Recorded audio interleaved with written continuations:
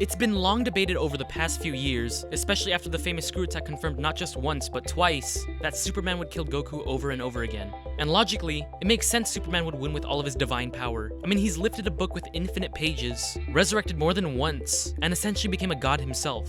But are there any ways Goku could beat Superman? Just a little disclaimer, I know you can't really kill these kinds of characters. I mean, both Goku and Superman have died and came back more than once. So that's why we are specifically focusing on ways how one could beat another, not kill. Anyways, you've read the title. I'm about to show you 10 of them, but there's probably more. Here are 10 ways Goku could beat the son of Krypton. Number 1, Kryptonite. Starting off with this list is the most obvious choice. Superman's most commonly exploited weakness is his allergy to green rocks. He's lost to human beings like Batman and Lex Luthor just because they exposed him to the powers of Kryptonite. Goku could get pretty creative if he were ever to use this. He could cut him, slice him, stab him, kick him, punch him, slap him, hit him in the ball. He probably wouldn't use this though, seeing that he always likes to fight with honor. But hey, I said ways Goku could beat Superman, not would. Number 2, another planet. Unlike Superman, Goku doesn't really have a specific object or tangible thing that negates or minimizes his powers. If anything, his greatest weakness is himself. His physical limits is what he has to constantly keep pushing to harness a whole new level of power. But Superman's weakness is a physical thing people could use to get to him. In the film Man of Steel, we see that Kal-El coughs up blood while boarding Zod's ship upon leaving Earth. All of the other Kryptonians on board seem perfectly fine, implying that the reason why Superman was weakened is because of the exposure to the new atmosphere. The drastic change in atmosphere was seemingly killing him, but Goku has been on other worlds and other dimensions, including King Kai's planet with heavy gravity, planet Namek, and literally hell itself. So all he has to do is instant transmission Superman to either of these places, where he could deprive him of the sun's rays. Whether he'd actually know about Superman's weakness to the deprivation of the sun is an entirely different question though. Number 3, Kamehameha times 10.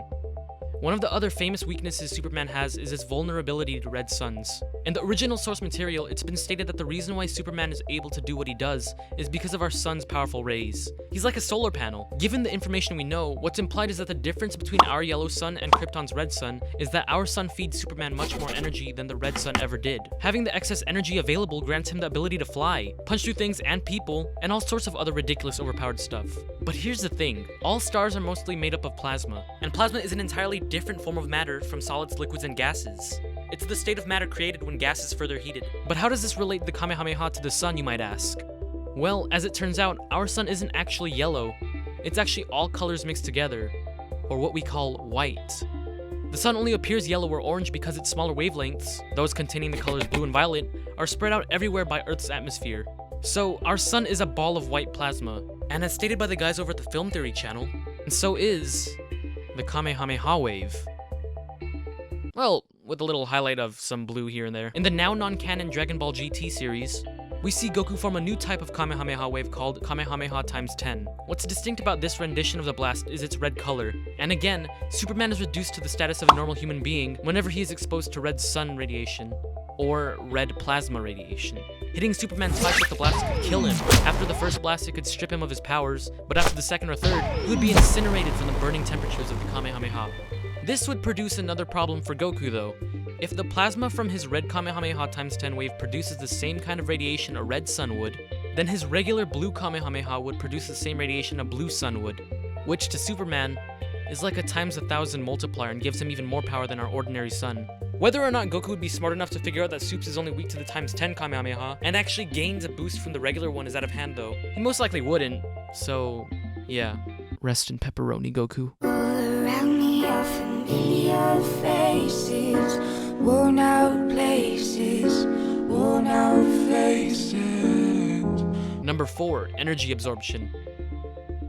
The anime Dragon Ball Z is most commonly associated with people with constipation issues. But while Goku can charge his ki for the span of 10 episodes continuously, he can also absorb energy from external resources. This can be shown in 2014's Battle of Gods, as well as in the GT series when he used Baby's Death Ball to power up his Kamehameha times 10 wave. And in his fight against the evil Namekian known as Slug, Goku was able to harness some of the energy projected by the sun, similar to how Superman is able to.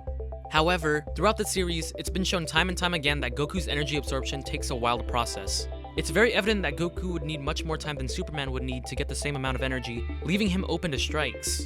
Still, this is a possibility of beating the Man of Steel, just not a likely one. Number 5, Obsidian. In the Dragon Ball Z series, characters during battle are constantly thrown from mountain to mountain, and they walk it off like nothing even happened to them. But what would happen if they were to be thrown through or near a volcano? And no, I'm not suggesting the heat from the lava that would hurt them, but the rocks around the area. Specifically, the volcanic rock known as Obsidian. Obsidian is essentially a type of dried up lava, and they make up the sharpest knives we have today. According to Kyle Hill, a science writer and communicator that hosts the show Because Science on the YouTube channel Nerdist, Obsidian is so sharp, having an edge of 3 nanometers thick, that it's thin enough to pass through the diameter of a DNA. What this means is that no matter how hard Superman's natural skin is, or how resistant it is to repel bullets away, something so sharp that it could pass through DNA would be able to cut through anything. But this also means that Goku would be vulnerable to this sharpness too. Regardless, if Goku were to punch Superman into a pile of razor-sharp-edged obsidians, then the sharp edges would pierce through Superman and the result would be kind of shocking and disturbing. Number 6. Nuclear power plants.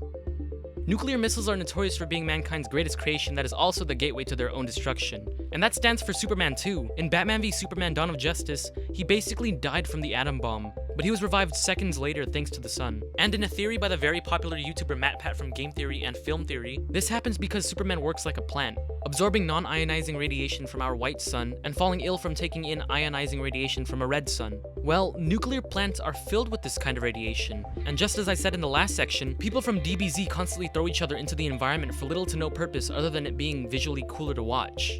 And they don't even clean up after themselves. Damn litter bugs. So yeah, Goku would just need to chokeslam Supes while in midair into a nuclear power plant. Well, he might want to let go on the way down. He isn't immune to that toxic stuff either. Of course, this wouldn't be a problem because number 1, since he's a martial artist, Goku would probably punch or kick him into the plant rather than chokeslam him. And number 2, anime and comic book characters aren't real. Number 7, power pole. Superman's next weakness right after Kryptonite is magic. We aren't really given a biological explanation as to why he's weak to magically enchanted weapons, like the power pole. In the Dragon Ball series, up to a certain age, Goku's weapon of choice was the power pole, a weapon that was able to change size at the user's will. Using this weapon probably wouldn't ensure Goku a victory over Superman, but it would give him an advantage over him as it's one of his weaknesses. Number 8, key weakness.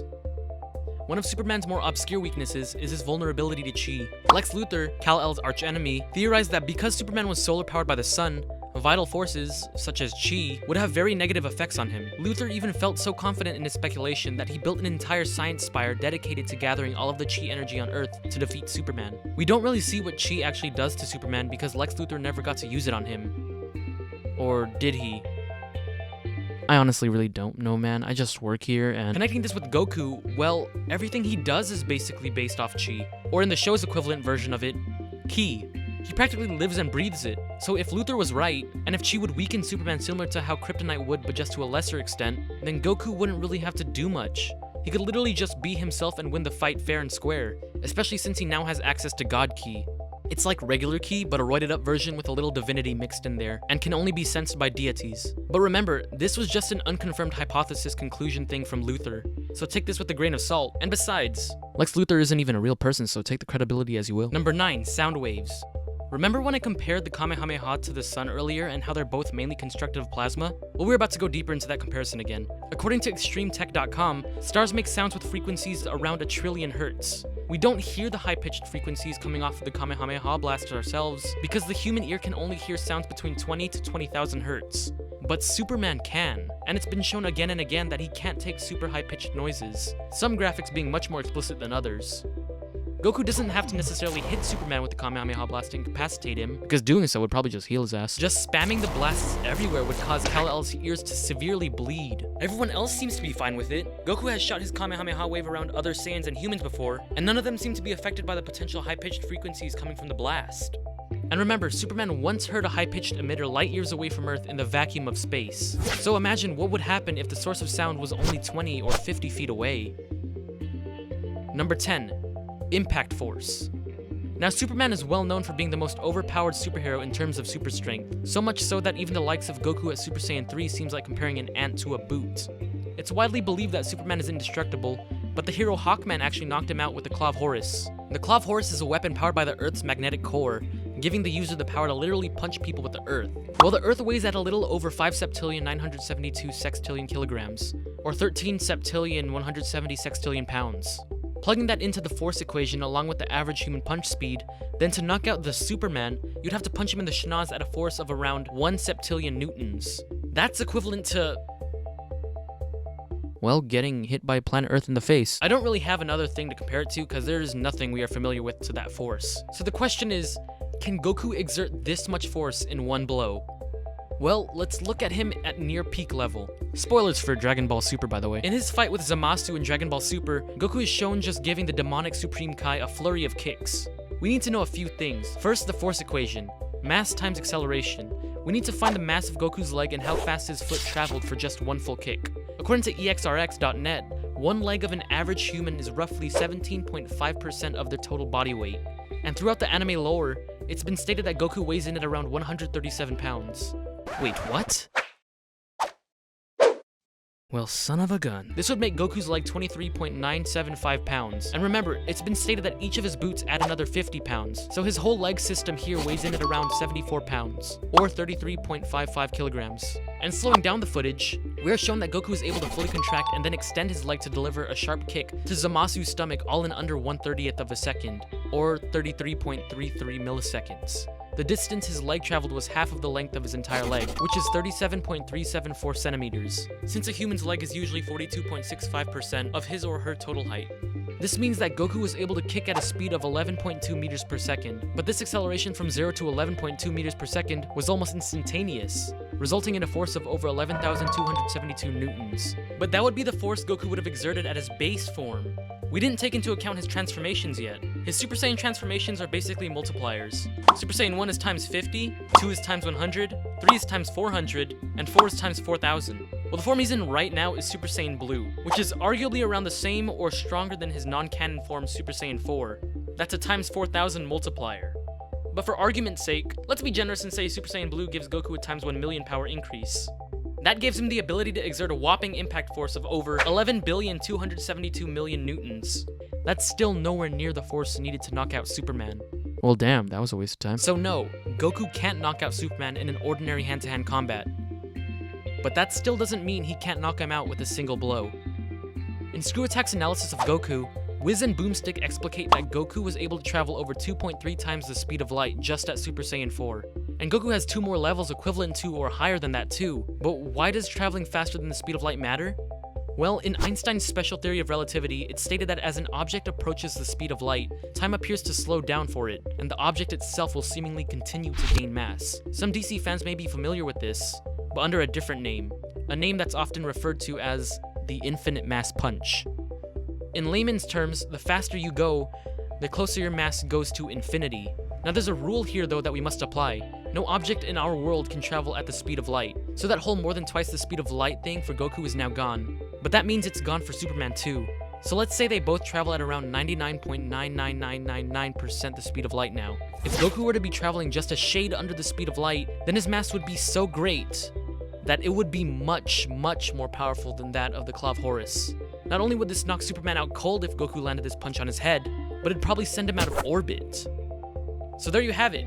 Those were 10 ways Goku could beat Superman. You might have noticed how most, if not all of these, played on Superman's weaknesses. This is because I don't think Goku could kill Superman on his own. You can disagree with people arguing that Superman would mop the floor with Goku, but one thing that's 100% true is that Superman is just way too overpowered, even for the strongest of characters. And I know that many of you have your own creative responses on other ways Goku could beat Superman or vice versa, so feel free to express yourself down in the comment section below. But remember to be nice. Seriously, it's like a lot of people these days were raised in the Savage Land. There were comments and replies on some Goku vs Superman videos like, I think Superman would legitimately win because your mother sleeps with other men. Wait, what? What? Yeah, and you're adopted. Are you seriously? Pretty sure you were a mistake too. You know, you're really being such an ass. What's that? I can't hear you, it's too dark. I'm done. So yeah, please don't be that one person. Anyways, I really hope you enjoyed this video. If not, then unsubscribe. Nah, but seriously, it means so much that you all just keep coming back and watch my videos. It helps keep the motivation for my creativity alive.